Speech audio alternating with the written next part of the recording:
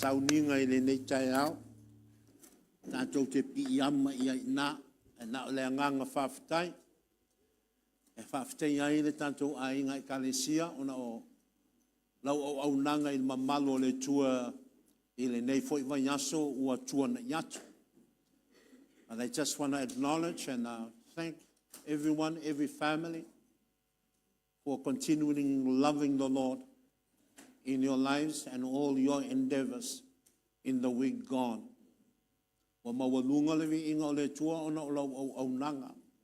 Lord has been magnified and glorified through all your service in whatever capacity it was. Haftai foi ia tatou ngaluenga o fai unga o le masina. Las farei le mulu le masina I tusa ma tatou ana pongi. Fa le ao ia e le ngata leo a tatou leo ngatalo. Haftai mo ilantou umana mantua leo ngatalo. Mai li tu lai tasi se io e le tu lai tolu le vaveao. Te mi le leile na o le moe. A o le te mi sili fo le na o le mafuta I le atua. So whawhitai iai lea o le tatou e kalesia wa tātou I tūla te talo le nā, tātou I tūla nā sa tātou leo ina ai. Ia le ngata le kalesia a o le lalo langi atua. That's the greatness of serving the Lord. He uses people like us, the unknown of the world, so that the world is known unto God. That's a powerful statement. E whaonga ina I le tua tangata I le ilonga, e le sila fia ina I tangata, ina ia whai loa I le lalolangi, I luma o le atua. Hallelujah.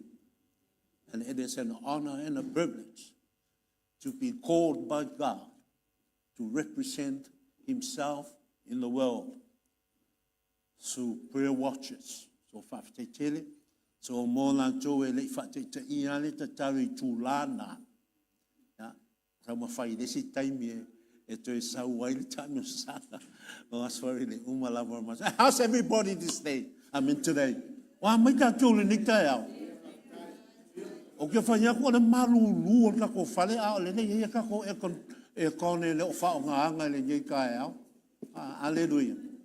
Hallelujah. O la ai soi fua Yehova. You know, the good news is God is still alive.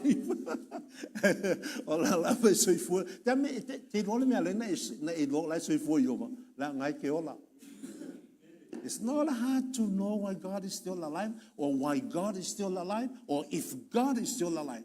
It's because you are alive. Awa ana le soifua le tua maola le tua le aso le nei. Ya ua whapenana le se oe ma le se au. So el mene tatu te whawhitai ai le tua molo na ngalileile na molo na lofa ya te oe ma.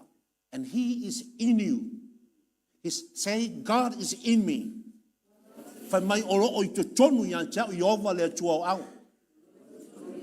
Olo o afio Yehova le tua au te tonu ya te au. Wa tumu fo ya o na tumu atua toa. I am full of His fullness and His completeness.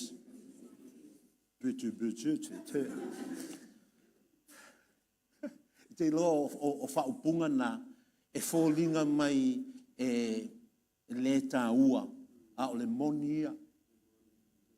Hallelujah. O tātou tau te whaalango I whaupunga ma mawha fo I e ma le winga ma le loto I whaupunga le anganu.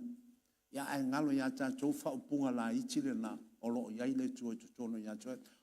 We have a purpose this morning through the Word of God. Iei fofuanga le tua, malana polkala me whapitua lava mo oe moao, I le tae aule ne ia ala I lana upu. The chapters and the book that I'm going to use has got your name written all over it. O maui ona fionga le tua, le au whaonga ina le tae aule nei, o lo tusia ai lo wingoa I mata upu umalava na. O inai whai loa mai ai na whiriwhiria oe le atua. Mo lona finangalo.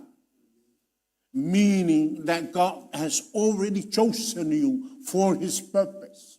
Some of you may not know that you've been chosen by God, but I have come this morning to let you know that God has already chosen you. E nisi o tantou e tele o iloa ua whiriwhiria oe le tua. E te manatu whatau waa lava i ante oe malau whaolatanga.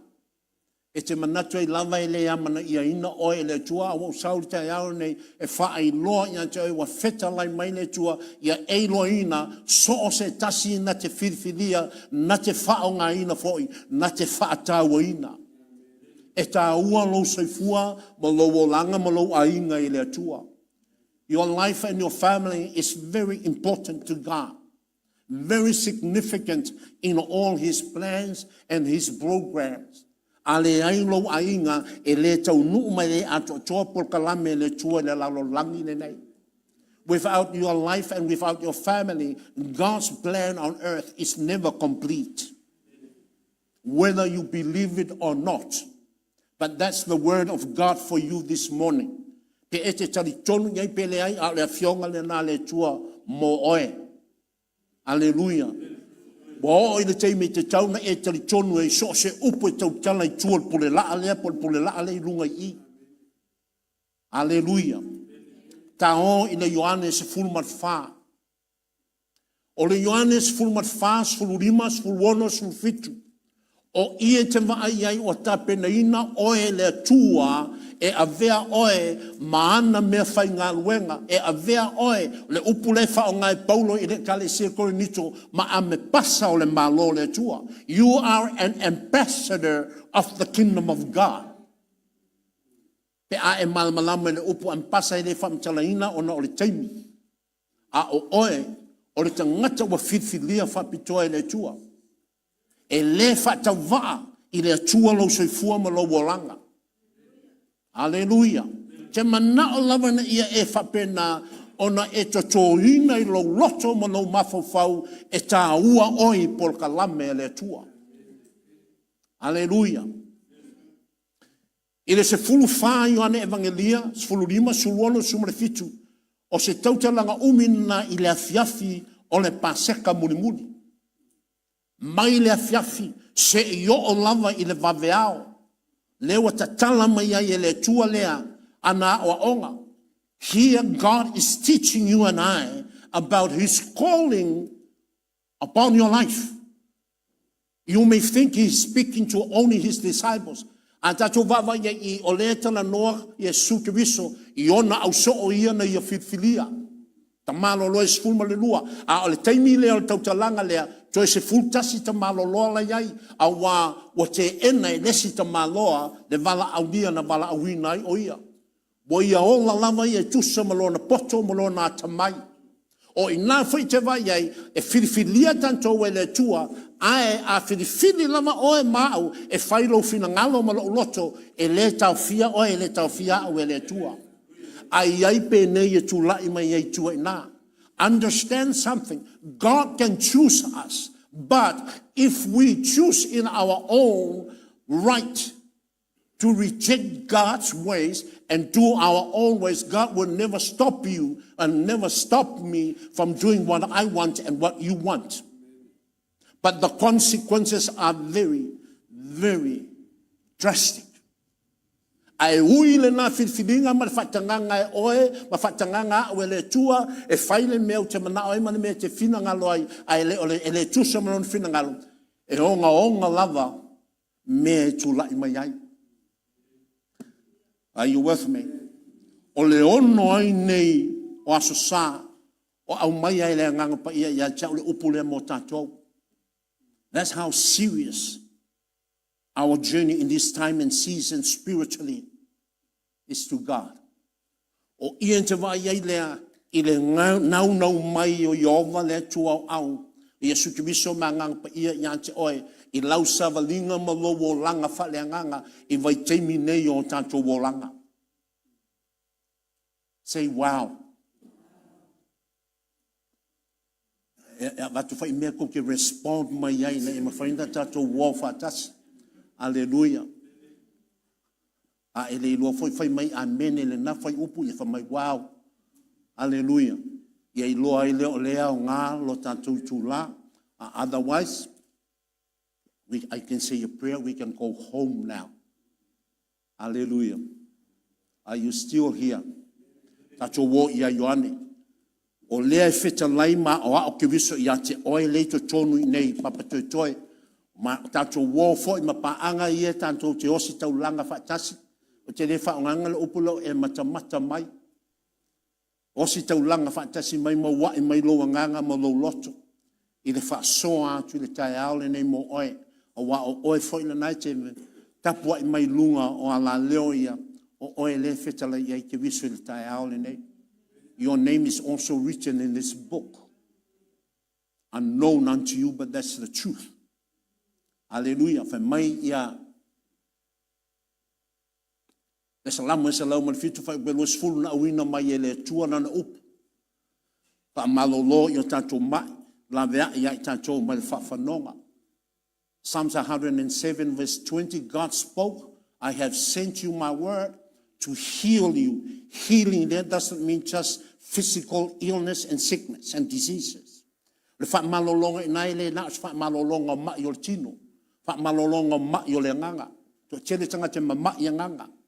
O le ma yo le nganga fa le nganga o le o esele mai le upo le tua ma le fionga le tua. Ma ile loto. O le ma yo le loto ile ma le nganga fa sa loto ina ma le nganga fa mangalo ai. Ma o lai tanga te le fionga le tua. It's psychological, it's physical, and spiritual. Mea nana mai ele tua le upulea. Aina ele me te maua pe e whaalongo ele upulea. When you receive that word, meaning the meaning of the word receive this, not just hearing, but your heart yearns for that word, and you grab hold of that word, and you capture that word and kept it in your heart, then the fullness of the blessings of God is going to be experienced by you. Le upule te whaalonga le upulea o le talia o loma tuanga wai le ia I le upulea pe o le tala lena mai le. See, this is how God moves in this house. He moves right from the beginning of the worship, right into the communion and into the word. O ia te mama ia pe ai mai tawina ia le minoi o le tue tutonu o le malu le nei e amata mai lava I vi inga so mai ai man whamantunga se I o e tau walunga I le upu o le tua. Le talent for fine Samaria. Hallelujah. O e iei whatasi e nā. Te mana o te pue ina uma mea iei whaito tonu o le malu le nei afsa te tasi. A wai o nai te maona I lea. E te malia e le ngate na malia e lau ngā lala. Ai te maona fo. E lolo maona fo. Hallelujah. Tato wa ai fai upe tolu. Ioane 𝚟𝚒𝚙𝚢𝚑. Wa ai ia ke wiso ia ina fai upe 𝚟𝚒𝚙𝚢𝚑 lea. Ma ai le mafuanga na mai ia fai upe tolu le na o le Ioane 𝚟𝚒𝚙𝚢𝚑.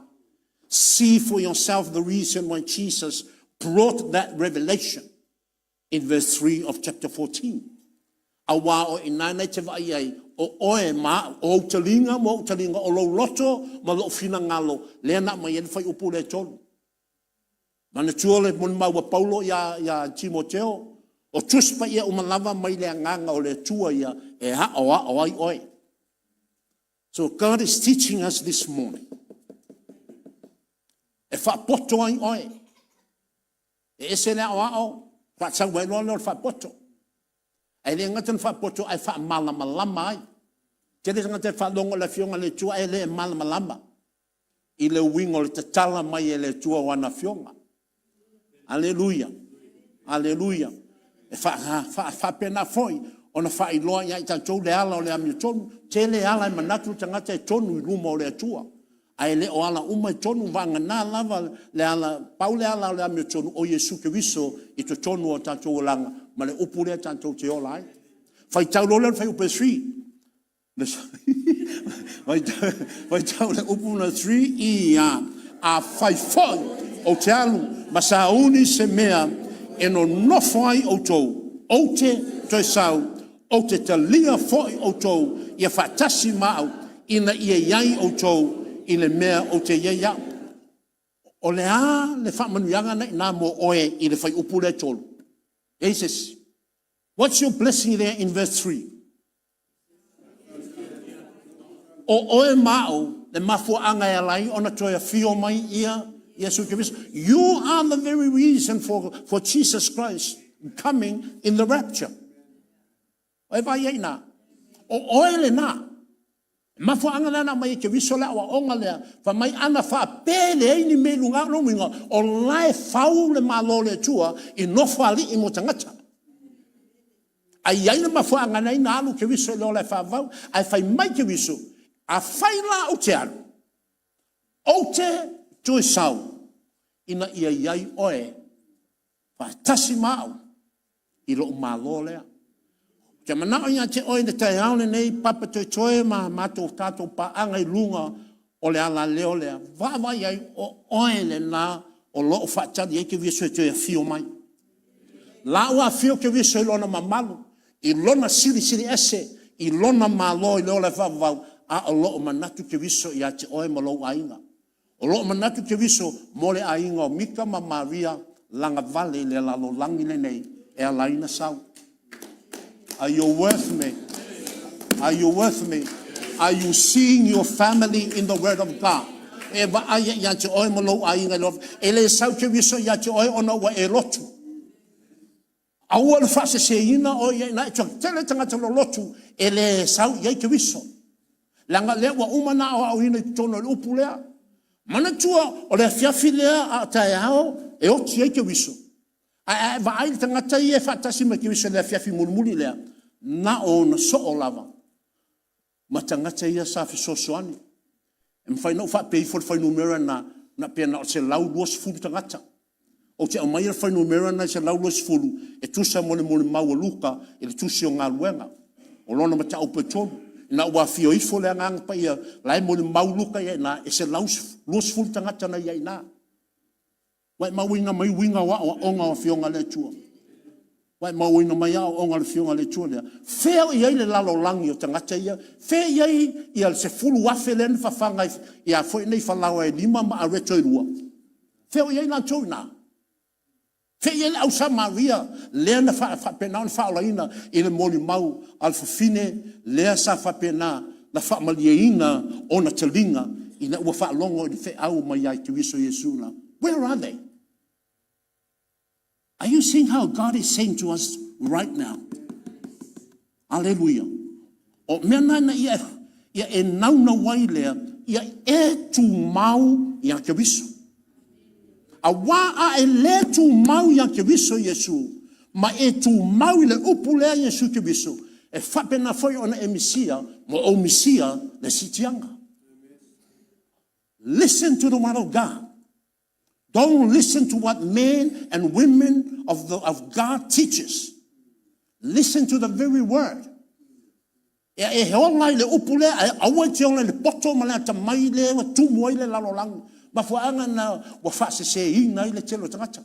Ma fuanga fa na to tele tangata o le ale o le sitianga ai oi poponga. Are you with me? Na wa vai ina o oil ma fuanga. So ia e nau ia ina. La mulumuli ane ona ko sfuka ko minguki. Na utulai wa kuata te aile la foi nei le se fulu. So tuli matai mai. E le ta wol te le o te mi pol popo. Ai ta wol ta to pu e ina o lon finangalo. Mo tanto le ta ao nei. Ta ia fatasina. Fa me ke viso fa upeono fa tau fa upeono ia. Wa Fetalai atu Yesu ia te ia. O nei le ala upumoni maleola. E le alo tu lama se tasi di tama. Pe a le ui mai ia cha. Fa pipi fa tasi pe soso de fa upu le ono ma fa upu tolu. O le wa fa me ke viso. E le so ona alu ase si le ola fa va. Se vanga na wa sau ke viso. O ia le fa me o te alu o te toi sau. Ono to wole le ola fa va. O au o le ala ia I le tua. O le mafo angala na si tianga. La to uma ia na mali liu talo mai le mali o ke viso. O lai fata tali mo le aso lea, so a fio mai la ke viso, wa tatou loa ha wa onga le tua I, e le tutu mo mua tatou. A o e na oti, o ia, ke viso wawe le upu lea, oti o ia ke viso, e le ioti o le lotu. Ke le o maliu e fai kongo fai sa, ke le maliu e tanu e fai foi nei le lotu. Ai le fa me ke wiso I. E le sau mo maliu ia sa fai e le lotu. Ai sau mo I lantou ia. O lo fatali ia teia. O lo ola ia teia yonala. Hallelujah. So ia te mama ia le a e oti. O la lava te me te oti ai. E te oti mauti noa. E fio me ke wiso. E mua atu oe. Hallelujah. Ai te tu ona e oti e ola mo le upulea le atua. Na e ola mo ke wiso Yesu. O fasiri fa fena e ola mo ke wiso Yesu. How can we live for Christ? By abiding not only in Jesus Christ, but also abiding in the word of Jesus Christ. E le ngata na e ola mo ke wiso, a ua e ola foi, e tusa maua onga la fionga le atua. Hallelujah. E mawhaina te ria Yesu Kristo mo, te ria Yesu Kristo, ai le avele ma wala ta te olai I lona finangalo. Hallelujah. Always remember, Proverbs 14 verse 12.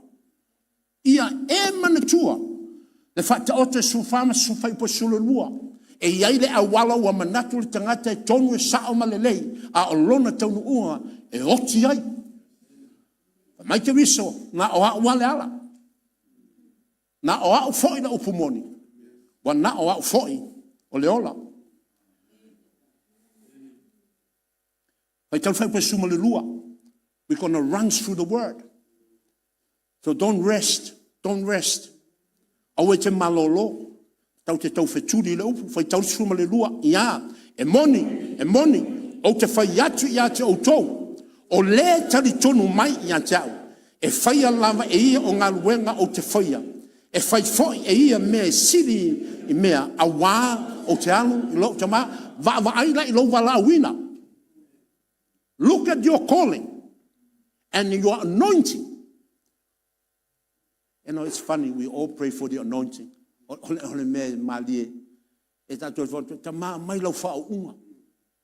A mai lau whao unga I lunga ia I mātou. We are still praying for the anointing when the anointing has already been bestowed upon you and I. O loa tanto wo lenga lava I le tua I whaunga, te loa mea leina umi o e whao e te talo mo le whaunga. Langa nana e te taloa e ngofu. Nana e te taloa e moe. Te e koe whakarkari, whai le skemi se I ofar kemi koe la unga ai. Ia whakua e koe kakalo whai le ngā mo le whaunga. The anointing is already there. Why? Because the great I am, God the Father, God the Son, and God the Holy Spirit is already in you and I. Are you with me? Are you with me? Are you with me? Le nā wai to tonu ia te oe le tolu taspaia. Hallelujah. So lai le te walau, le langi o lo mawawau le tua lai le langi. A le dua whamele tua. San, ia whai o oe ka maloa. A o se whawhingi mai le tua. Daughter. Don't shout up and don't look up there. We are here. We are here. We have always been with you. What more anointing do you need when we are already in you? Are you with me? I'm not going to apologize for the word I'm using. No, the stupidity of our mind, because we are listening to wrong people. We are not listening to the Spirit of God within us. We are not reading and following the word. Are you with me? Na tatou fai tau ai na e sue me tatou te launga ai ma me tatou te wha malosi ai. Ai leo nau o tatou loto. I leo o te tonu ia te oi ma. Momo i ana tau pe wha ma i siri malosi o leo o te tonu. Hallelujah o ai lea. I le na o ngang paia. Wa fa mai isi na o le ngang paia o tonu ia te oi. O ia te oi mau le tau tas paia lea. He's saying to you right now. Le wa fetalai mai ia te oi. O oi ala ina toi sau. Hallelujah. Ai ba ai falai me na mai ate oi. O lo fa unga na wa ina ate oi. Pa mai ke wiso e sili atu me te faia. Oi oilea. Oile te lala mai I au wa o tanga te wa fa la ina. Hallelujah. Ai lema faina va ai o mate lema faina la tofo I le sili ese o le tualea. Pe a faia na e fa longo ai le fatino ina. Are you with me? That's the reason why you are always praying for the anointing. Wa e whafonga ia ina. Wa kaulaka ia te oile upo le tua i le whiawhile nei. O oe o te ngata ua whauina. A wā ana le whauina oe. E te lela ngona ina, le whio mai o ki wisu tu tonu ia te oe. Ma tu tonu ia te a. Are you with me? Awe tau langa pate whaftai e le tua. Pai tau whaupe sumal tolu. Pai tau sumal tolu. Lea lato tonu sumal wha. Whaka mo e a. Sumal tolu. Wa ai me whaia ina pe a e whatino ina lea. When you believe you are already anointed and ordained, this is what's going to happen. A whaiwa e tari tonu ina loa ne tu sa mana ufa soa tu ia te oe. Le nawa ia te oe le tō taspaia. O le mea la leo ia te oe whaupe sumal tolu. O le ofo fongia leo le upule le atua. This is the amazing thing about the Word of God. You're never at loss at what's happening in your life and what you need to do. That's why you need to read the Word. Mea nei te mai ia ai le fionga le tua, le upuna na ave le tua ia eskeru. Mai ai le tusita ai. Ia wai no ingani, e le ai o tusita ai, o le ai o lau pepa. O tusina, ai whai mei te nofo ai nā. E te whaitau iai ma e te wina I lo loto. Ai le ngate, I'm just jumping the can there. Stay with me. Whai upa sumale tolu, whai tau upa sumale tolu, wa ai nei lo wala wina lea. This is part of your calling and that anointing. Are you with me? Are you with me? O e maua ea se whaalongona mai a nganga pa ia le tae ao le nei. Whai tau upa sumale tolu. See yourself there. O oele na o le fetalai e le tua. O a ule a fo le fetalai e le tua. Whai tau upa sumale tolu ia. O mea uma foi e te ole atuai I lo ungoa. O te whaia, ia vi ia le tamā, ona le atari, tuwha, a whaito te ole atu I se mea I lo ungoa, o te whaia la, wai mai nei lau whao unga le nā. Are you seeing that anointing and how the anointing is manifested in your life? Wai mai e le winga le o whao unga lea, le whao unga le te talo ai, ai uma e te talo e malolo e te le whatino ina. Are you with me? Lena e bala au I le tua, whaau umai ia tau lau au auna. A vea au mau mea whainga luenga, ia umalole e koe aru whai ai si mea, ai te le whaitino, a lefa me ke wiso I. A te li ia whawhine, o mea umai tole toi lo ungoa, o te whaia lea mo oe. Ai wau iei nā, e le whaitani ke wiso, I se aso, I se teimi, I se tausanga, e a mai el whau unga ia te oe. Are you with me? Why? Because you are born again in His name. A wa le wa whaola ina I. Mea nei le mwhai nei whaonga ina I lea, le whaonga ina I lea tua, o tangata o le whenga inga tuai. Ma e muli, to tele o tangata I vai teimi nei, o loo muli lava e o a le whenga inga tuai, e a mai ai I a whate te inga mo lanto wolanga. A o oea ia ma o tangata o le whenga inga fau nei, o e wa whanau fau ina I le lofa tu no le tua, o mea ia nana e bala au tua, tali le tua ia te oe. Are you with me? Are you with me? Vai me e me te viso I, so se mea te o le tuai. A e ole le tua e wha malolo oe, e tali e suke viso ia te oe. A e ala fo ina mai ale wha ungana ia te oe ma le tali o mana ongana. Look at the Word of God. God gives things and answers our request. E tali ne tua I o tatou mana onga, ona e iai fo I le whamanuianga mo le tua ina. E a oe ma ue ole, I ata mai ala suafa o Yesu te viso. A e ata mai tali mai I ate oe, ona o Yesu te viso lewa e ole atuai. Mai tau mai na. Ai fai mai fo I leo ke viso I, o I fo I la e vi I ai lea o tama. Are you seeing how God works? Reciprocated le tua me uma, you know, there is a complete circuit of the moving of the Spirit of God in our lives. E tali le tua ya tatou ori of my praise the Lord. Thank you, Father, for answering my prayers. Wa I whawhetai nei na, ala vo whawhetai ta ma. Wa popula nei o mata, I lona tali manao I ate oe. E le toi umai fo I ala, longa ioi. E whaatino lona finangalo le ilo, I lo se fua mo lo wolanga. Tato ye fata sena. Wa kau ia ye singa me nga ya ka oele le taia ne. Alleluia. si ina fai upea fo ine sfulmale sumal fa sumal ono ma sumal fitu ai vai ina ua whapena na enga luem fa unga na le tua ya tua. When you begin to accept and believe that you are anointed the day you were born again, and that you are living in according to the word. Ile aso lava na etalia ke viso e ve malima faole lo wolanga na fapena na o ma fa unga le tua ya tua ma e fapena ona e ola ilolea na au mai le tua ya tua le ngang pa ia. You are the reason my Holy Spirit was sent. O ele ma fu anga na mai le ngang pa ia ele au mai le tua le ngang pa ia mo le lalolang. Do you know the Holy Spirit was not sent for the world? You are the one. We are the people that God had in mind when He sent His Holy Spirit, plus others. Are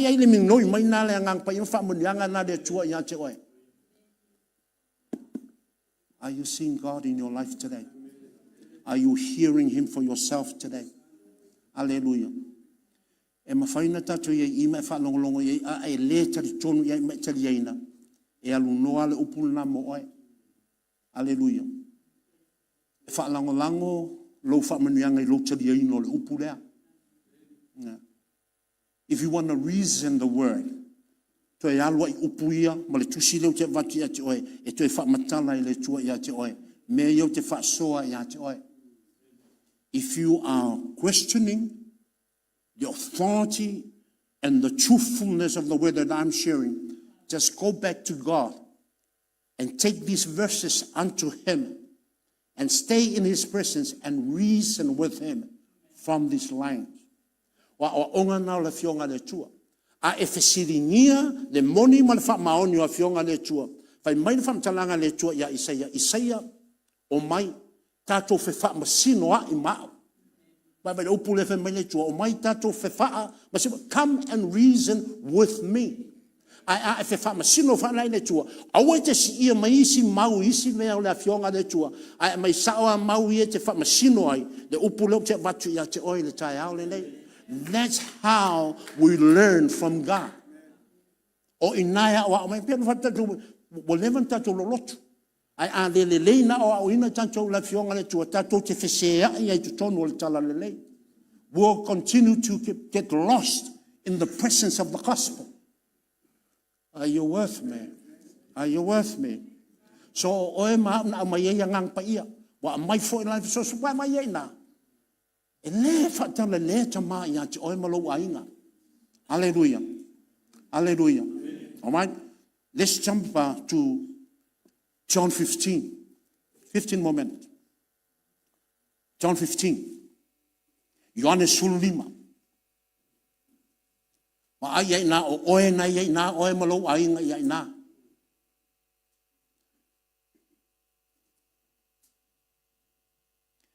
Fai tau na mua lua. Ma e va ai le Fetalai ki wiso ai na. Listen what Jesus is saying. Lona o mai le ia te oe ma. Ile tai au le nei. Fai tau ia. O au nei o le vina moni, a o lo tama o le nga lue vina ia. Manino le nga lue nga tama, I ova le atua au, ma Yesu ki biso o lo whaia ia te oe, o lo whaia ia te au. Understand the ministry of the Father and the Son in your anointed and born again life. Are you with me? Are you with me? Are you with me? Are you with me? Hallelujah. Are you believing the word? Are you hearing the word for yourself? Hallelujah. Te manaoa ina ia e puea fionga ia le tua. Le wa faalitino mai lava ke wiso ia te oe. Oe le tangata o lea laina toe sau ke wiso. A o le laua te tauna nofo ilona nofo ali I le o le whavavau. Are you with me? A o lewa ia faalia mai a. A o faatali ai le aso e sau ai. A wa le aso sawai e lunga lama lea I le finangalo ke wiso. The day of the rapture depends on God's plan. Are you with me? But this is why He's given us this word. Al mafuanga lewa mai le upulea ina ia e soifua matato wolai o nga fatalitali ai lea a o no o mai le aso na e le fate ia oe. Hallelujah. Ai sea, awa o lai sila fia ina oe le tua. Le aso le na, a o ina mai angeru le langi na, na pepeseo angeru le langi, hili le pua le langi, a le la foi te wha longa ina, i le ngō lo tau a inga. There's excitement of that day. Langa sila fia ina i le tua o tau ingoa. A whain koe whaise sio makai fau laka mai nei. La fo e loa e le tua lo swafa matai le na. Alleluia. Alleluia. A whai fo iwa wa ave ese po wa inga nisi swafa makai mai ake oe. E le ngalo i le tua mea umana. Alleluia. A le mea tau e le tua. O lo i noa papetema. Po le ngole ka ua le Christian nei. Alleluia. Osana. Si o lo fofongia le ma le oa le o le tua. Pai tau fai o pelua. Ia. O la uma lamo ia tau e le fua e ave se ina e ia. A o la uma e fua e teu teu e ia. Ina ia fua mai ia tidi. E le ai se tasi e fatu i ese le upulea. No one can question God about his right in taking off branches that are not fruitful according to this word. Wa ia ile lo langa le langa fa wina le ma le langa bala wina ia ina. Wa au mai ama ia te oile ata o me fai le tua. Wa fa pipi oe mau pe wa fa pena foi ona avea oe mau o so pa fa nau le tua mana ia le upulea o atali ma fa fine o le tua. A o atali ma fa fine e iai lau matafa yo ye fai. Tatei fantasina. Although we're called sons and daughters of the great I am, but we have a responsibility to that blessings of God. And that blessing is we need to be fruitful according to his word. A lefa lau fetalai le tua, o la umalama, o la o oe mau. O e watalia le fionga le tua ma watalitonu ya Yesu Kristo. Ma ua fio mai angang pa ia, ma tapena ina atili oe mau. O lo nga lua fo ile tua ia ina, wai mau ia ile mau ia le fionga le tua. O mano fatu ia isa sau tona, le siri ese, ai sau teu oe. Mo me le fa alo. Le fio me le tupu teu oe. Ia ai fai alo loto, fai lo finangalo. E fai alo loto, fai lo finangalo. Ai ale por kalame le tua umanu fatatia.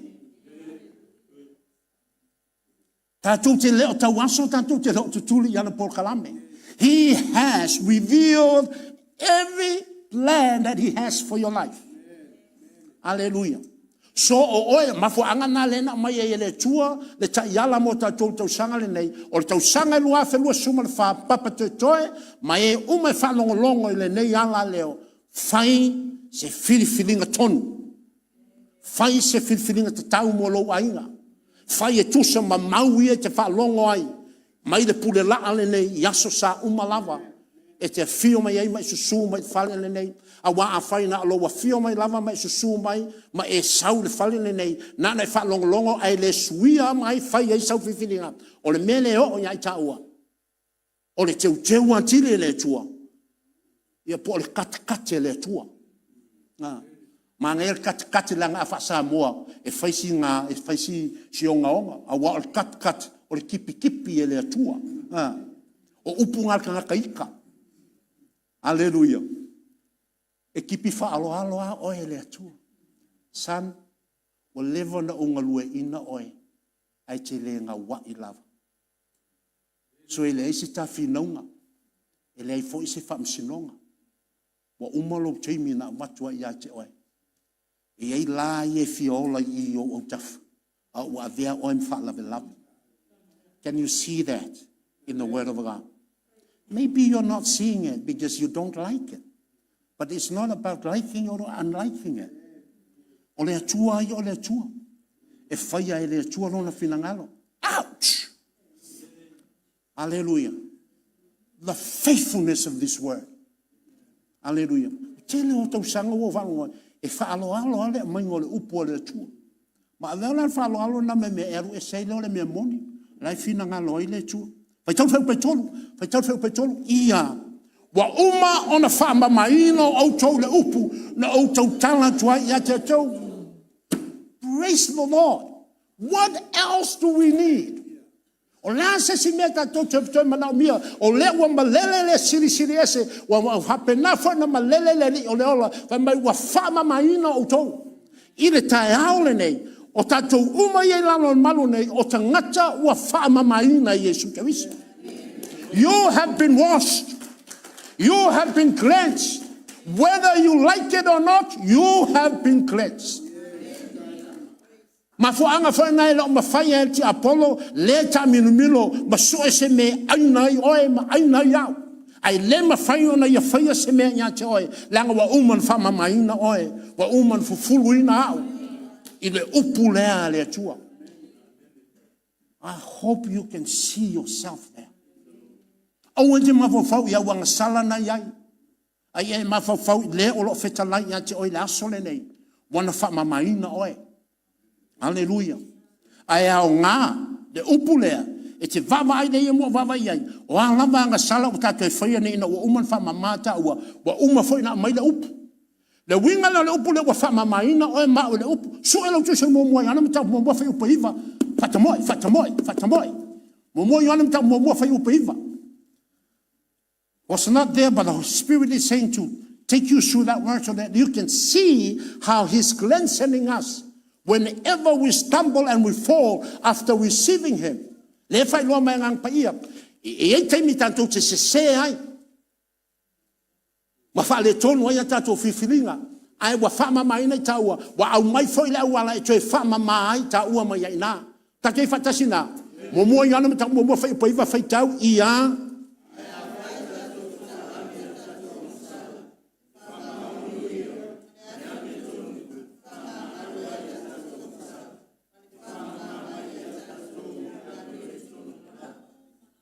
A toi anga sala, toi sasi o wala, toi sapa o vai, po a lava me e na wa toi au mai ele o le ola, le au wala e wha mamai oe. Ai a wha mama oe le upule na, vava e le maule na e mai na le fionga le tua, le upule wha meki wiso, a wa wha mamai ina o tau le upu. And that same word that cleansed us before we came to Jesus Christ will continue to cleanse us. Are you with me? Tate e fatas. Le upulan fa mamai oe le aso mo mua lava na fatua tari ai ke wiso. O le upu fone na e toi fa mamai oe. Isi se e muli mai. Langa o le upule le mawai. E mawai me uma ai tu maua le upulea. Ai baba ai lai mo mua na yoana me tau mo mua fai upa i vai mai le fai la tua e na. I laua mi o tonu atotoa in my righteousness. Wow.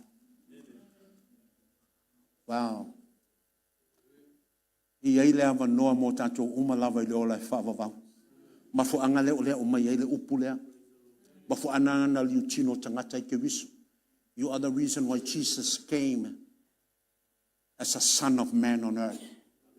Mafu anga lea na fio me I ke wisu. O le atali I o le tangata. E sau ina ia whapena. O na ola whaatasi ma oe maa. O lona soifuanga o whaoaonga na mo tātou. Tātou e whatasi e nā. So nāwa e nā ua awa mai o le upuna e wha mai nai oe. O whaola ina ia me le valu lima. E isi me sasi ai lo langa. Mai le na ua uma le valu lima le nā. A o le mau leo le afionga le tua mo mua. Ioane me tau mo mua whai upa iwa. E wha mamai nai ia. E wha mamai nai fo ia. Pasani tātou wha longa te mu wha muntunga. Mata mo mua fa linga mata mo mua ai mai ina e mo fa upe ono liva ma valu na fa mai o ia le na fuluina I tatou mai a tatou wa mi o le anga o malam wa vai lai le ola fa vau a online mata te tele ai o lo wingoa ma lo suafa o la wa uma na fa mamai na I ke wisu o lo no winga la a o le asole o le sitianga o le e ke kau e kei lau wha mo ili ma le pu po le alava le lau alonga po le alava le leo le pu le aso le na pa pea o le ambulance lai sau ia wa e kei ai lau masangi lunga inga hallelujah. Can you see mena famila fionga le tua aua nei te ale upule mai o mata Le la mai fisili le. E fa pe fea ona tanto tu mau ya ke viso. Ta tu fai po fitu le mata upuna lima, e sul lima. Suma lima o fai po fitu. Suma lima fai po e fitu. Ta te fa tasi fai tau ia. A fai to te tu mau ya chao. A tu mau fo ia upu ya te utou. O mea uma lava to te manana oi, to te ole tuai e fai lea mo utou. Vai na fo te fetalai na len fetalai suma fa.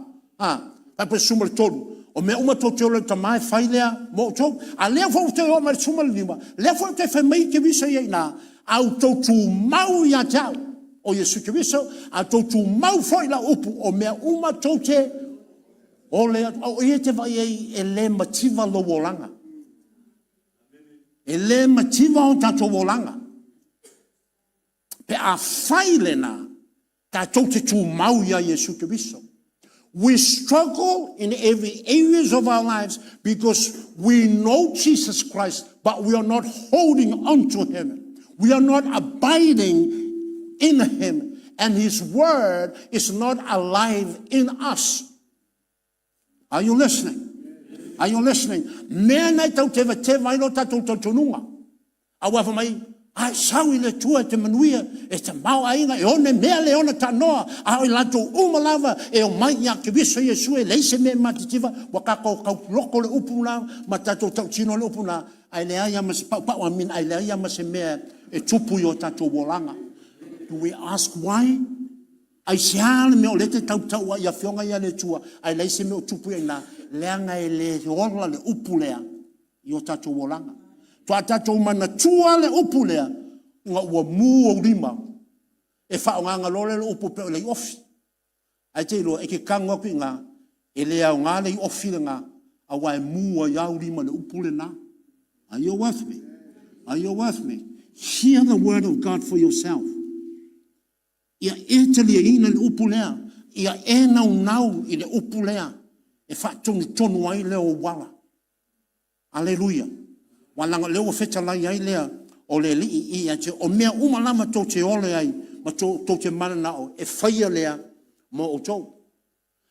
O mea uma foi la lele, o mea foi la peo lawa whaia, lo wa inga ne ia, awa peo wa le fifia, foi ko wa inga wa, misa so, wa peo tama, nga awa whai so wa inga fo, o kakalo la nga, e ke okia, o e whakat. Are you with me? Are you with me? Pauala e kalivavele mea nga, o lo sola loa. Kia e whawhinga ngai pa whawhinga, kia ka maloa ngai pa whakamaloa whawhika auri, ai au le whaia lau loto. Ngai fia loa ai ia e loa. O le awala na e te whano ai. Ori ai lea mo ngai kaimi. Ori ai mo ngai aso. Ai te o mea lenga e sola mai ai. E wala fōku ui, e whio lolo ia, e whio lolo mea lenga kupui o ia whainga ia lingol whawhinga ngā. Mea lenga kupui o whaonga ia patsepa. E whio lolo mea lenga kupui o patsepa. I le mea lenga sau inga i, ai rua whiloa i mga omi. Ngā omi fo le wakoe fōi o toi fōi peta lea mai whamai. E o wakoe whaingoanga ia ngā omi. Ai whaingoa ia mala. Ngā mea wa whai e le ri, wai mai hei nā. Le winga le wa fionga le tua. A whai wa iani whawhita uli le lua a inga le urungali. O i luma o le tua. O i luma o le tua. A le fialu le karaka le mafua le whawhita uli. O e le polonga o nga o ia lea. Alu i luma o le tua. A e alu fo i alu ma le loto salamo. A e au e talo home tamā. Wha mo i ni o na mata. Mo e a matu. A wao lesi mea ke le whakale mo i le ula leanga lea. Ai uma e o e mo i Wha mai le tua a te li. Pa whai o e kamaloa lea kau sau. Mai a te li. E le leilo sau mo i ni lo le teimi nei. O na nai te le lei maa. Wai mai le wi le ngai oi mai o fionga le tua. Ma ngai al kongi ngau kol mea ngau kou kalie ai. Hallelujah. Now, can I borrow 15 minutes of your time? After Tirelang. Or Fesili le wang mai answer. So, how to abide in Christ and how to abide in the Word. O fesili na me ia tātou au mua o se fesili le fesili ngata la mai tātou. Wa leo tātou longa la longa la pau dia ki viso le au ki ki viso leo te whaoleina leo te sau le lotu. It's much more than that. E lotu atu le wina wa o so tātou wo ia Joshua. Come to the book of Joshua. Tātou wo ia Joshua le whenga intuai.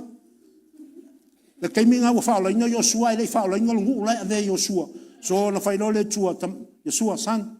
Tau e ngofo pe I mo Israel. Ke mga mia oe ke whapena whai masulu ia lantou ia. So la tantou whao ngā ina le awa onga lena ave le tua ia Joshua. Alright?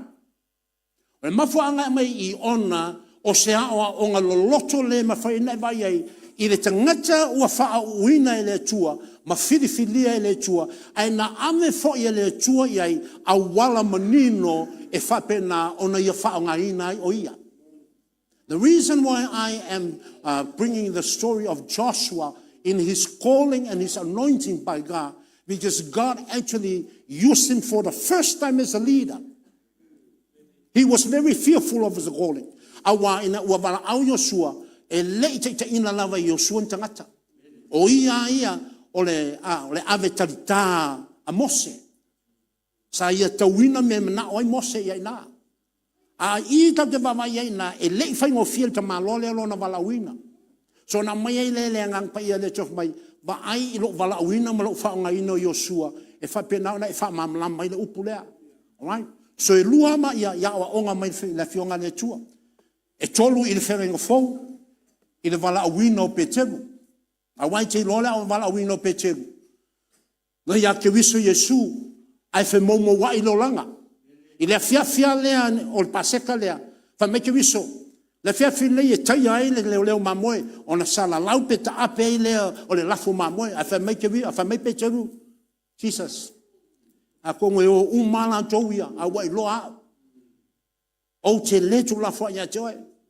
O te oti fatasi moe. Pa mai ke wiso, pira, e te lei loa le me te whai mai ai. A wā o le a whiawhine nei. E ngungu uma moa ngō whaanga le ngei. Se ia whakolu, nga e whawhiti mai ia tau. A wha mai pira, Jesus, that will never happen. Wa I loa le leia. Fast forward le tala. Mea tonu ana na tupu. Na uma na whawhitia whaatolu e Peteru, ia Yesu ke wiso. Ai kakangi mana koko e ale moa I aina. Ngā kakangi ale kasi ngā e whanongo piro bui. O se afiafi e se lea. Wok. Fe e ma koa o ngō whaanga lea wa makua ki ngā kalinga o Peteru I aina. Mai wa aia tu Peteru whamani mana mawa luka. O na ia tepa tu le lona li o ke wiso. Fe tau ia lona vai atu ma whafonga o ke wiso. O na masa e sae ai leo lona loto. O na ia alu ai le whafo. O tangi loto aina. Si, o le whati te inga le nā, o le mea mana o ke wiso, I le tangata, e pipi I pe tū mau I a teia. A le masa e sai o tātou loto, I ro tātou walofam le nau I le li. E whata e alunga lava, o tātou wolanga. Are you with me? A wā e te vai muli ane e nā, fast forward la tana le a pe tū mo le wha mamalama ina lea, o le pipi I le upu, ma tū mau ia ke wiso Yesu. Later on, ina ua fio mai le ngang pa ia na o lato whaatari le ngang pa ia. La unga Peteru mo le teimi mua lava. Ai li liwai lea, o le tolu wafe o tangata. He spoke for the first time publicly, and without fear, 3,000 people came to the Lord. Why? O lea ua nei loa, ona pipi I lona li whaolo I Yesu Kiriso. Ona I loa ona pipi I le upu. Na te loa e oti ai nā. Ai le a vea le whewhe I mea tutupu ia te ia ona o le upu lea. Ma mea vau ia ai. Lona ola I le upu lea. Aleluia. Se awa onga mota ua I. A o mai le aso ne taluna e whaolaina. O nai te mā mo Yesu Kiriso. Le mawhai o nai va ai do fofongi o le tua ia te oi. Aleluia. A o mai lava nai te ngungu. E te le whai loina ke wiso I tangata. Le mawhai ona e vai mea e whai mai ke wiso ina. E isi mea. E te le vai iai mua. len ta fa longo te inga o mafu o le tatou vi inga le tai ao le nei inga na lo famtalanga mai le vi inga fa mantunga se o le upu o lo minoi le tu tonu o fale le nei. Are you with me? Tatou wolo le Joshua na fa upe valu Joshua fa upe valu. See for yourself. Fa mai na fionga le tua e pere suma le tolu fa upe valu o le tua o na nafi o le tua o nei o le tua o tai ao. I am the same God. I was the God of the Old Testament. I am the God of now. I'm also the God of tomorrow. E sui e fo lau accenti I le mamalu o le atua leo. Tato vai fai upa iwa. O ina min fai upa valu. But before we go to verse 8, just come with me to verse 1 and verse 2 to see how God anoints people and how he revealed himself, the totality of his plans to those who he has anointed. O I te wawai lea, le amaina lol wala awino te maloa lea, whapea yo sua ia, o ia na se fita fita. A iai le teimi na wala awinai oe na o ia le tua. So wawai e foi lea ia te oe. A tono le teimi ne la whapea oe me lea, wa ia le te le se whailaunga, wa ia o tangata lotu, wa ia o le, wa foi le o te akono. Ai ai teimi whapea na o lo wala awai le tua ia te oe. Teimi o laita pe nai oe le tua. At this moment, God is still working on you. He has a plan for you. But you need to know that plan. But you can never know that plan without getting to his word. Lema whaina I loa fōwhanga pokalama nā le tua ia te ia. Mō oe, pe a e le tu mau ia ki wiso. Tu mau ia ki wiso. Ia, le la wha matalama. Whai tau whai mō mōmla whai upelua. Joshua chapter 1 verse 1 and 2. See for yourself how God anoints people and how he chooses people. Whai tau ia, wa mavae le oti o Mose le awa una Yehova. O na Fetalai mei leo Yehova ia Joshua le atoli o nuno. O le na au auna ia Mose. O whape mai lua, wa oti Mose la awa auna. O le nei foi, I nā e tūla ia tuia. Sopo ia atu i oritana le nā e oe, a tōma le nei nu. E oi le nu, wa o foi nā atu ai. Ia te la tau, o le whanaunga, Israel e lava whaipu e tolu ia. O mea uma lava e solia e auto walofi vai. O te fo ina tuai ia te auto. Pei ona o whaia tuai. Ia mos, wai mai nā whamai, wha pei ona o ia mose. O ina te wawai ai lea. E wha pei ona iai o ia mose le foi Fetalai ia te le tuai ia te oi malo ainga. E wha pe nā foi ona wha o ngā ai lo ainga. Malo tangata I le tua. Are you with me? Are you with me? Are you seeing God's plan for your family and your life? Tato wolo whai upe walu. Mana tua ole tua Fetalai ale nā. He's speaking to you through this word. This word is not for the Israelites. This word is for us. Le upule le tua. Le upule whai mai le tua oi o ana nafi o le tua nei. Le tua fo i o atai au. Hallelujah. Whai tau lor whai upe walu. Ma ai le iai I le tala noanga lea ngang pa ia. Ma Joshua. This is Holy Spirit speaking to Joshua. The voice of God. Revelations of the kingdom. Although Holy Spirit was not taught and revealed in the old, Holy Spirit was still there. E ui e lo o whapena na whailoa ngang pa ia whengang tuai. A o lo o iai lava ngang pa ia. A wa o lea nganga leo le upu moni a lea tua. Tato whaitau whaupe valu. Wa ai lea ia te oi nā. See yourself there as to how to abide in Christ and to abide in the Word. Tato I whatasi nā. O le awala lea e te tū maua ia Yesu Kiriso. O le awala lea tū maua I le upu lea ia te oi. Wa e whaolaina. O le amatanga le nā ai le o le ngataanga. Being saved is only the beginning, it's not the end. It's only the beginning. But if you have make your confession the end of your born again life, then you will be forever struggling to know the greatness of God. Awa afai wa e nofo ia ina ua e whape whapeifo. Wa o whaolaina wa o talia Yesu Kiriso. Ka puta I lole maunga ioinga, wa e leto e whaia nisi mea, wa e leto e sa ili le fionga le tua, te le nau e te whaitau le fionga le tua, e te le nau e te tatalo I le tua. Alleluia. E le mawhai ona e iloina le tua I aina. God will always be a hidden father to you. Are you with me? E whapena lava o na lilo le tua le ia te oe. Ia ia o onga. O mai le tua a ele sa ili te le maua. A ele tutu ele te tala mai. A ele vala au ele tali mai. That's how you abide. Whai taulo le valu, ia. Ele tea ilo ngutu le tusi le nei tu la fono, manolo ina. Le tusi lo tu la fono ke nese e soto le vitika nu meona tau tono nome. O le ingona o tusi na lima o tusi paia. Le whai mai le tua Yosua aua nei tea mo lo ngutu. Upu le tu la fono. So le whai mai le tato mau le teimi nei. Whape whea o na tato tu mau le upu. How can we abide in the word? Leo whai mai a nganga pa ia Yosua. Aua nei tea le upu lea mai lo ngutu. Rono winga tautala tala ai. Are you with me? Ele whai nei tautala tala ai pa ele whai tau ai. Hallelujah. Hallelujah. Tusa po wai whaala ina. A ele alu ele upu lea e te rei loa le mamalu o le atua. Are you with me? Wai mai ia te oe.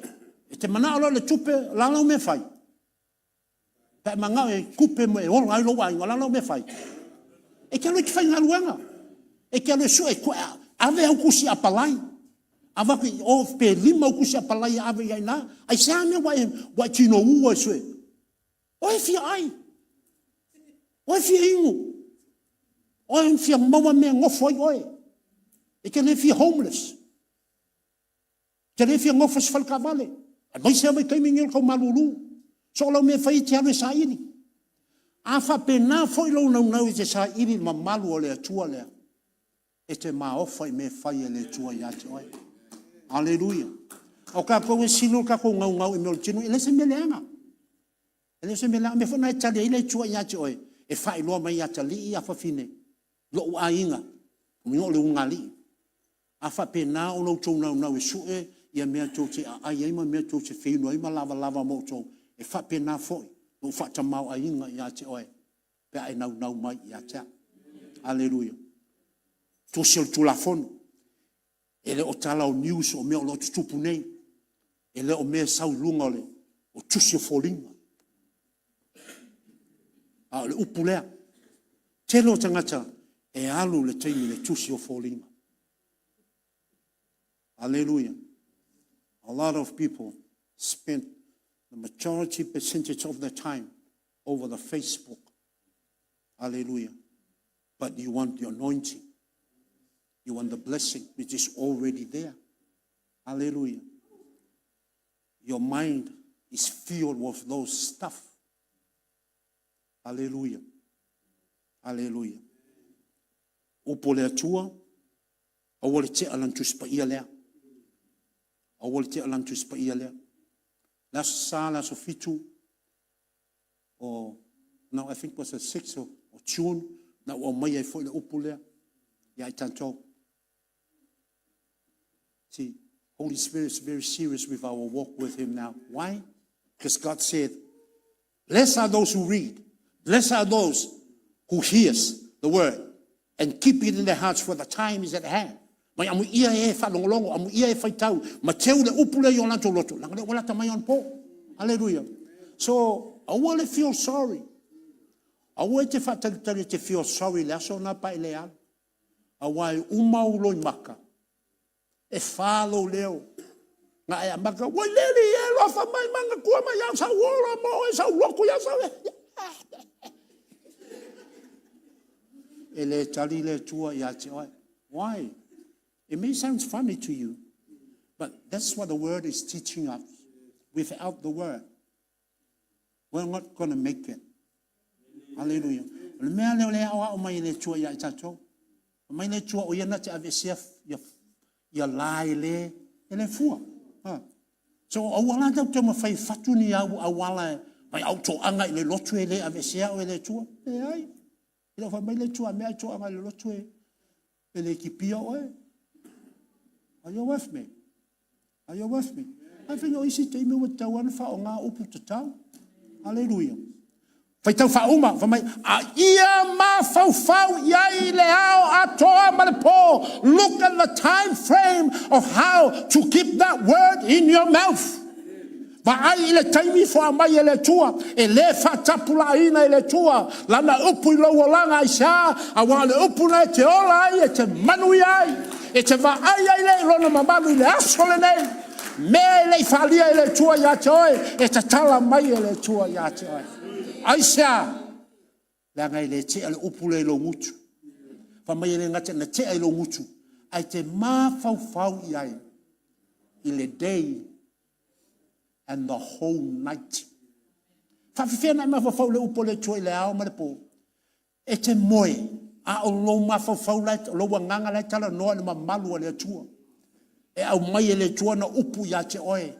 I le po, e pela upu ya upu masani fasane te moi le po e te mafau te wa osu mai lo I lo mafau salamu e valuiva to suma fa fai fatasi ia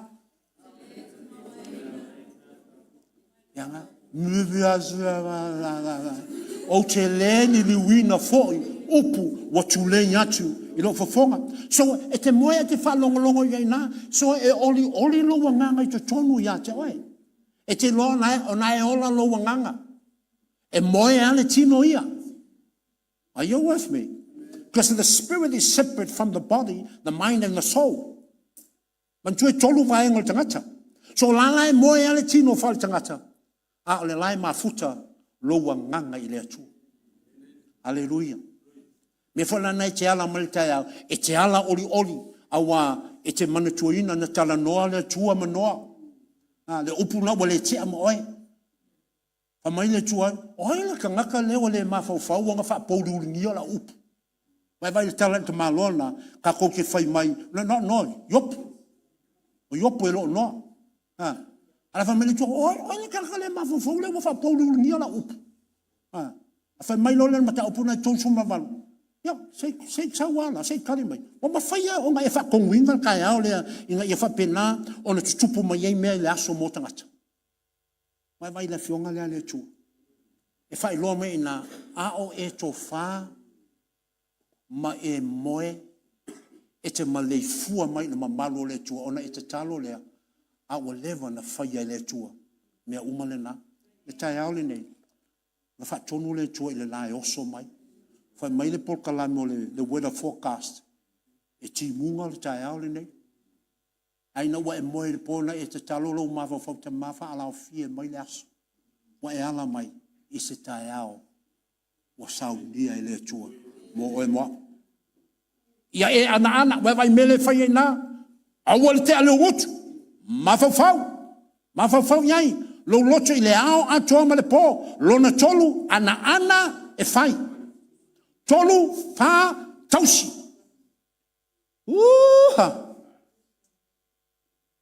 Aua te am le ngutu. Lono winga. Fai nei loe le ngutu le upu pe a fai e alo e fai taule.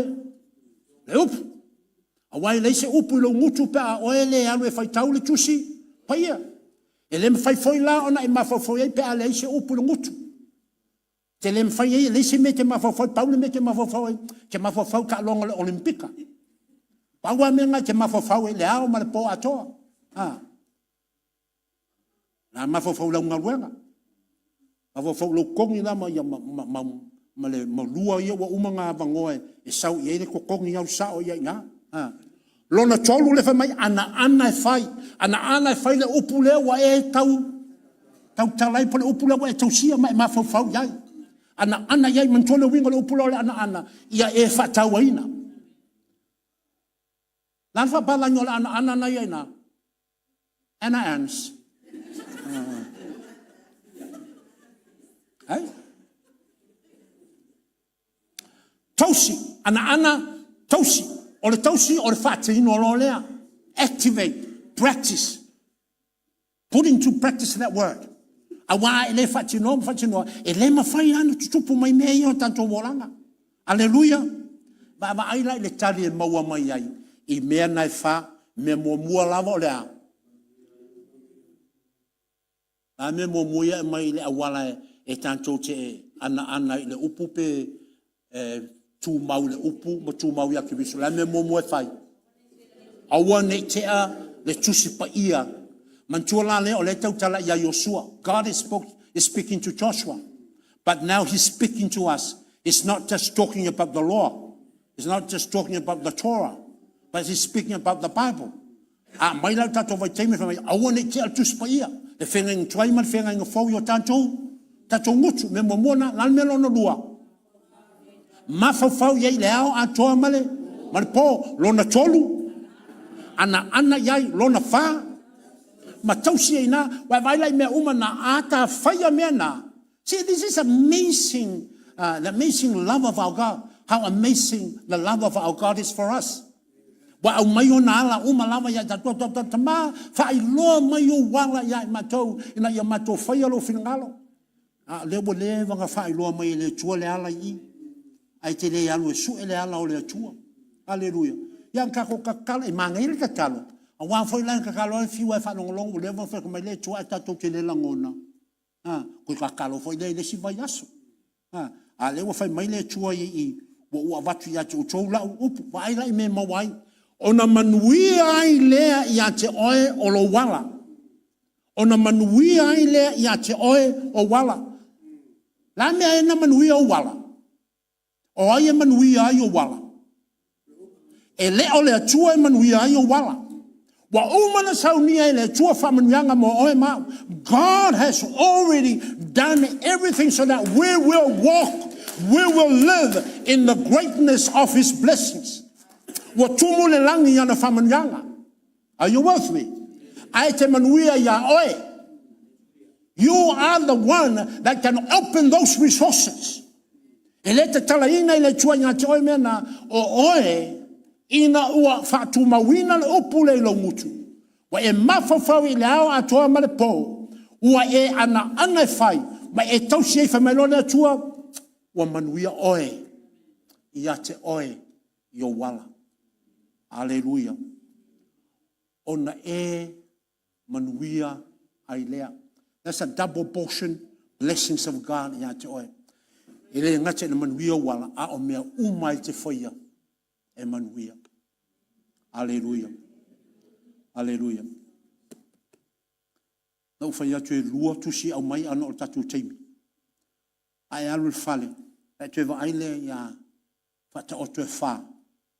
Wha upe lua sifuru. I le lua suma le lua. The second example is how to abide in the word and abide in Jesus Christ is seen in Proverbs chapter 4. Verse 20, 21, and 22. Ma ai tusina e a o ai leo oe. I mea uma ia wa saunia I lea tua. Ina ia manuia ai oe yo wala. E te tatala ai leo whamanuianga ia wa uma na saunia I lea tua mo oe. Hallelujah. Can I give a last example? He said, okay, if I give you a last example. Man tuol tala ia Isaiah. Wa mai nei le fili, Suria, wa mai si o mia le tongala wapi. Mighty army of the Syrians were now encamping around Elisha and his family. Malamal tayao te ia ele au auna a Isaiah. Wan watu fafo ai watu susu ai atu le ia o fale, le pupuni o fale ia, watu ia o le oti ngā tangatale tayao lea, wa si o mia ina ilantou. Ele au tau ale fili e matu atu o tele lava. Na toi mino ia le o te maloa.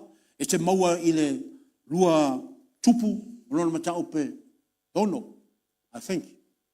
So sua ia ina I le tupu te maua I lea. Sua pe ai alu lo fale. Ai o su e te mi ngalo ia o elo whamtalanga lea watu. Ai a ngalo ia tio, it's on the live. It's on the live so you can remember. Al watu te maloa whawhang o lai moe e di saia le whamai. Saia. Oki ka kou le asole nei. Ma kwa kwa kele la vol fili lea. Wa si o mia I tatou. Amantu o lai moe.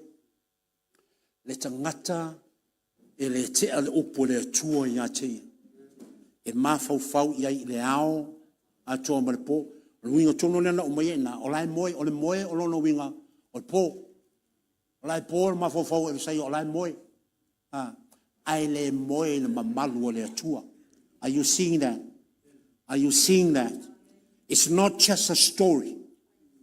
Le lape leo le loto isi te me tala noa I tala o le meo tupu ina ai le va ai le mea na laina au mai le tua tala na. Mena fa mai Paulo ia Timoteo. Tus fa ia umalava na au mai o ai. So le tala na ia Isaia. Le na mai mo tātou le aso le nei. La lai moe. E sau le tala le mea moni lai tupu o.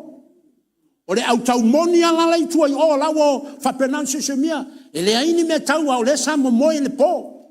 A le upula la fionga le tua. A wane te ama lo ngutu. A wane te ama ma lo loto e mafau I le au antoa ma le po. So lai fa ke ia e sai o lai ma ngai le moe ya wa ke miol va ver ke pe ke miol sa o le winter. Ke mi le ya le moe. A le fa ke ia I vai lai la fionga le tua na o lai moe le tamaloa. E ke le o fa lo kwang kalangoa pe ke mo ko malo I lunga. Ang fa fang kwa sai ya. Ka o me me la tupu e fa markala ale fionga le tua. Na fa pe mai o sai ya.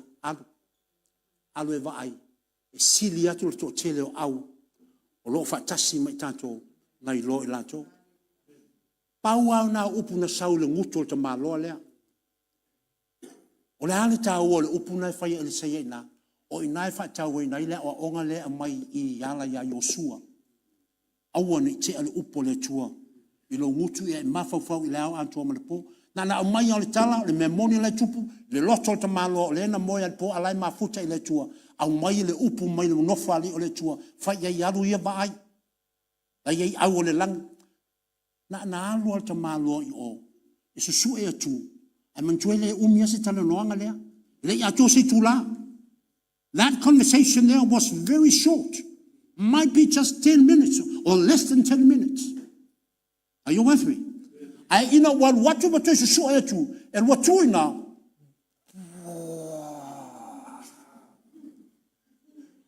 Men I fire le tua yati oi.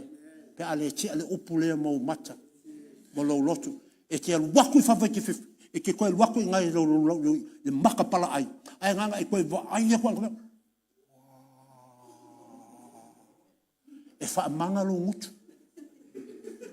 O maka o ko fa popo le sila popo ia ina. Awa o le fa tua e ba ai me ia. O le au na le tua fa tusa yo tangata. E ia ma malo le tua ai le va ai le fofongi o le tua. O fe sili ai sia. Awa na sapi ai fa manianga le tua. Ai le nau I le tua o fa manianga la. So ia tangata na le mata le lan tau me fai. Ai le mawhai nei loa le mamalu le tua. E le mawhai fo na lantou tautalania le mamalu le tua ina ia tupu mai o lantou o langa. Ai le o le fina ngalo na le tua. E le mana o le tua ina ia vei tatou tangata mata. Na o le tua tau I tatou vai o tatou te au mai alo na mamalu lea I le lalo langi le. Tatou tūlai. Father, we give you glory, we give you worship. Le la mashara manda la baha shetete. We thank you for your glory. We thank you for anointing us. We are anointed sons and daughters of the kingdom. Ta mama to te whawhetai, a wā o I mātou, o lau whanau, o watari, mo wā whawhini, o e whauina I mātou. Ina ia whapena, o na vea I mātou, mo whamanuanga mo isi tangata. You anointed us to be blessings to others. And we welcome your presence. Hallelujah, every day in our lives. Mātou wala awai le tamai e tū mau mai. Lo wanga le leile na ia I mātou. Hallelujah. Hallelujah. Now we're not going to sing a song because we only borrowed 15 minutes, but we are already indebted to the English service. So we're just going to pray right now. Thank you, team. You can still pray from there. Hallelujah. Ole mele la tatou whaia nei. Tatou ana I le upu lea. You've heard the word for yourself this morning. Wai whafonga I le upu nei. So po le alo taltonua ina. Ole mea nei te avea I le tua le tai ale nei. I le taimile nei. Na wai en whau unga le tua ia te oi. I want you to go home today knowing that you are anointed of God. You are ordained by God for His purpose. A o mea lava nei te loa ia ina wai whaalongolongo I le whaani mai ke wiso o le tāua o lo soifua mo lo wolanga mo lo ainga. O mela nei te ve i le tua le taimi nei tatoi fatasi na. You have heard and you have reflected on what has been said. And so you have looked into your own walk today.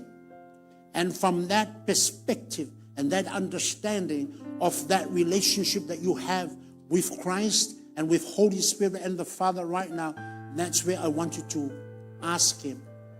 Whaimailan Fetalai 𝚟𝚑𝚡𝗥𝗚𝚚 nei, o mea umalama tō te mana na oai, tō te ole tuai, e whaia le mo o tō. Tatoi I whatasi na. So awe te masaro salo I a te oe. A ie tali tono le upule wha meke wiso, a tu maula upule I a te uto, o mea tō te ole tuai. So, a umalama mea nei te mana o mea mai le tuai, lau lava maftanga, maia, te mine te awatue I a te ia. Tolua minuti. 3 minutes. You don't have to pray for a whole hour. God knows. He hears and understands your heart. But He just wants to hear your voice. Malamalama le tuai mea umanai lo loto. E malamalama lo soifuanga. Salamo e salau tau sumaleiva mai au le yaini upu yo mato ngutu. Wa loa na e silfiaina. Al fesidi ai salan me te talo ai. Fia whafonga ta mai lo leo. Au e tau tino atu lava I a te oi. Hallelujah. Whai mai ia Yeremia, wala au mai. Wala au mai ia te au ta talo mai. O na o tani atu lea. Ma o whaani ia te oi. O mea matautia, ma le ofofongia. E te lei loina mua lava. So let that be the scripture for our prayers. Are you ready to pray for unto Him right now? Wai sau ni te talo mo ia. Il teimi nei. Whai tauino le tolu ona e mafuta tu lo le tama. E te le tau te talu wha leo telo. Na ua whalawe fua I te linga o lesi tanga tene I au tafa. Ma whai nei musu te talo Hana. You can pray that prayer. Hannah's prayer. Because he hears everything. Tasi, lua, tolu.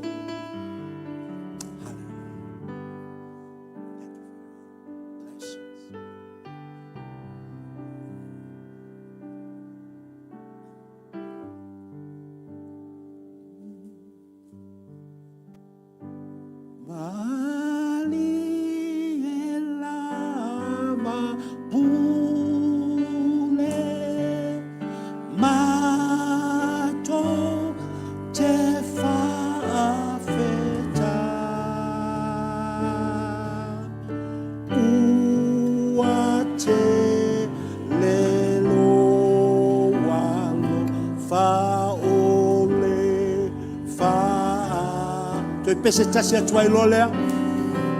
Mali e lava pole. Mali e lava pule. Ma to te whaafeta.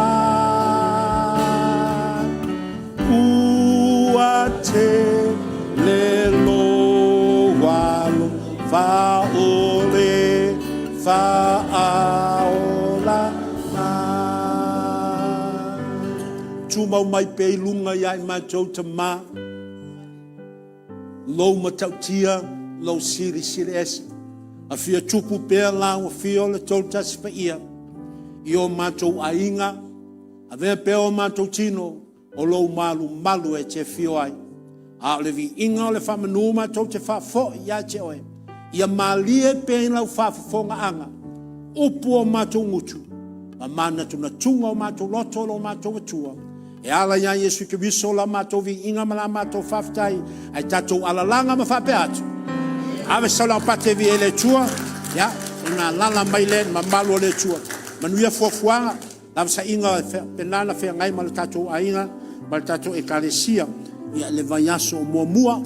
Aleluia. Aleluia. Swafa Yesu ke wiso. Ya. Hey sis, where are you going? Oh, I'm just heading out to find a place to send money to my uncle in Samoa. Oh, why waste time and petrol? You can use UP Group Money. You can send money to Samoa and it's really fast. Really? Yeah. Can I sign up online? Yeah, it's really simple. Sweet, I'll do it now. Okay, bye. Bye. Sending money to your loved ones in Samoa has never been easier with the UP Group Money Transfer. Our service allows you to transfer money quickly and securely from the comfort of your home or anywhere in New Zealand. Your family and friends can conveniently pick up the money from over 40 villages across the Polu and 𝚟𝚑𝚍. No matter where they are, we've got you covered. Our user-friendly online platform makes sending money a breeze. Just visit www.upgroupmoney.com. Sign up and start sending money in minutes. We're here to help. If you have any questions or need assistance with signing up or sending money, please don't hesitate to contact our friendly support team at 09558 2896 or 0800-877-328, or visit us in the office at 6/22 Station Road, 𝚟𝚑𝚙𝚎𝚘, Auckland 1062. Experience the ease and reliability of UP Group Money Transfer today. Your family and friends in Samoa are just a few clicks away from receiving your support. Visit www.upgroupmoney.com now to get started.